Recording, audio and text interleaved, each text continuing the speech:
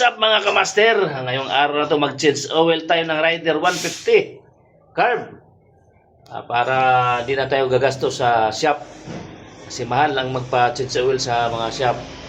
So kailangan sa lahat ng mga pagkuhan dyan matuto kayo kung paano mag-change oil ng Rider 150 o sarili niyong motor para di na kayo gagastos.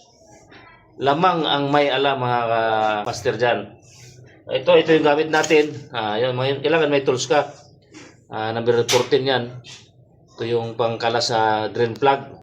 Kailangan may pangsahod kayo ng langis. Ayan. Tutok nyo lang dyan sa may drain plug. Ito, dun sa may oil filter.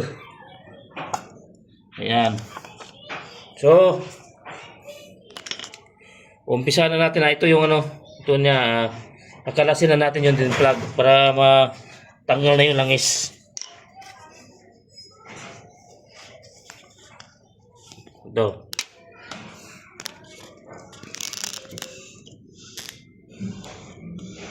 Iitin mo lang pakaliwa mga master ha. Pakaliwa. Ayan. Ayan o. Mabaklasin na natin. Para mababa na yung langis. Ayan master ha. Malapit na to. Ganyan o. Yan na. Yan na master, natanggal na yung drain plug niya.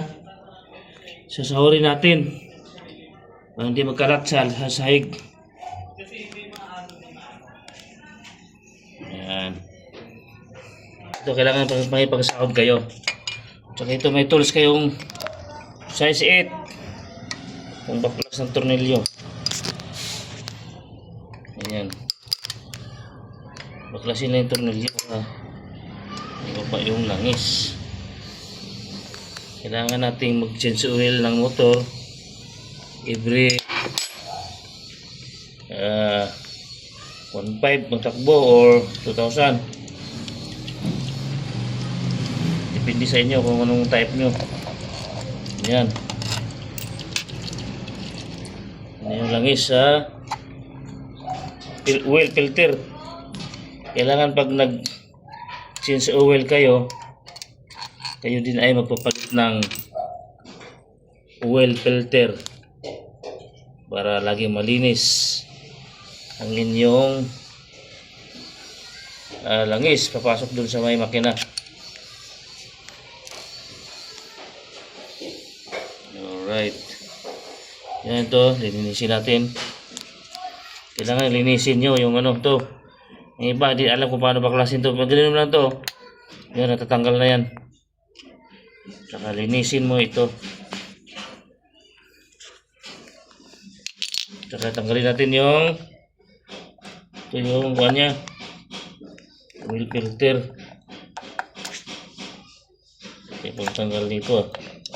Yan, kuko lang. Mataas yung kuko nyo. Yun. Baklas na yan. Ayun na. Yun o. Saka kailangan nyo yan itagilid yung motor para tumulo yung langis. Ayan tagilid nyo guys. Tagilid yung motor. Tagilid nyo ganyan. Tignan mo yung kamay ko. Para yung langis bababa talaga siya. Kasi pag hindi mo itagilid yan, hindi bababa yung langis.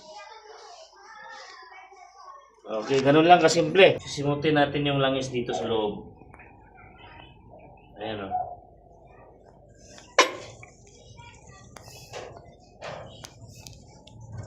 Saka yung sa naman, sa kabila, ayan. Itagilid mo masyado. Parang tanggal ang langis. Ang itim na langis kailangan talaga ng kulitan. Pagkatapos yan, pupunasan nyo yung dito, ayan. Pupunasan nyo ng maigi. Ayan. Tapos na. Tapos isasalpak na natin yung filter. So tapos na yung naibaba ang langis, ibabalik natin ang drain plug. Ayan. Dito, ayan ito yung butas. Ganun lang kasimple guys. Ano lang mga master Putin mo lang yan. Pag tumigas siya, gamitan mo ng tools. Yan. Babalik na natin ang drain plug para maya konti isalin na natin yung langis. So guys, ito ilalagay lang natin yung filter nya. Ayan. Ito yung butas. Ito yung likod. So isalpak mo lang to ganyan. Ayan. Tapos mo sumalpak, salpak mo din yung takip. Ayan. Yung takip niya. Tornilyo.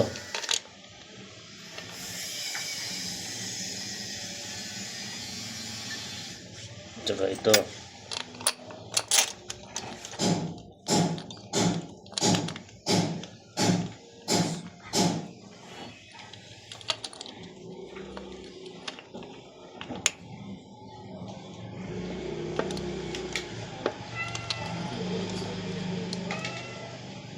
Yan, pangatlo.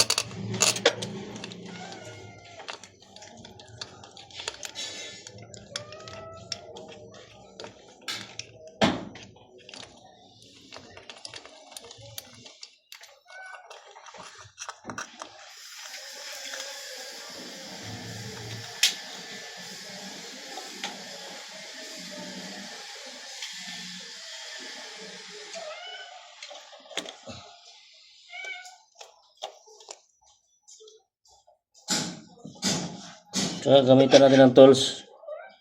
Kailangan yung size 8. Ayan.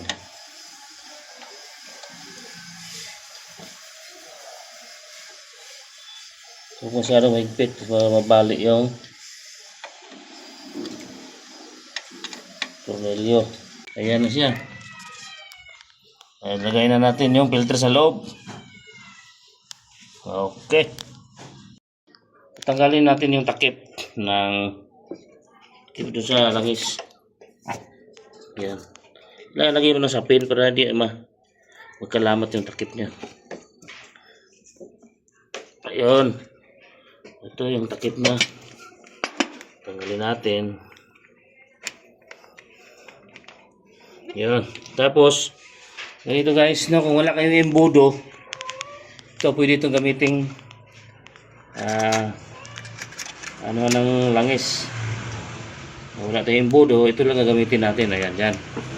So ito pala yung langis natin. X-Star, Suzuki. Yan ang required ng ano yan, mga lahat ng mga Suzuki pwede itong gamitin. X-Star na langis. Yan.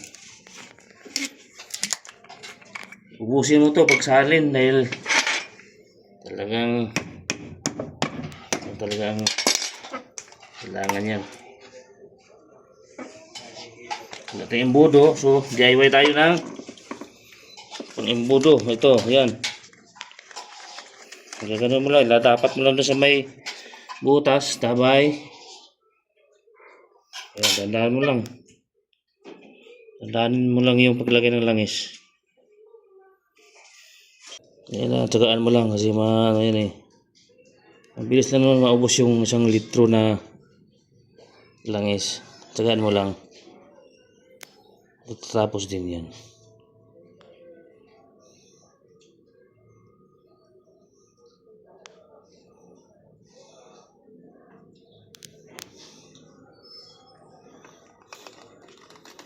Yun, tapos na. Okay, alright. So guys, ganun lang guys kung paano mag-change oil ng Rider 150. Napaka mabilis lang. Kung pupunta ka sa shop, magastos dun. Kaya kailangan matuto ka. Lamang ang may alam.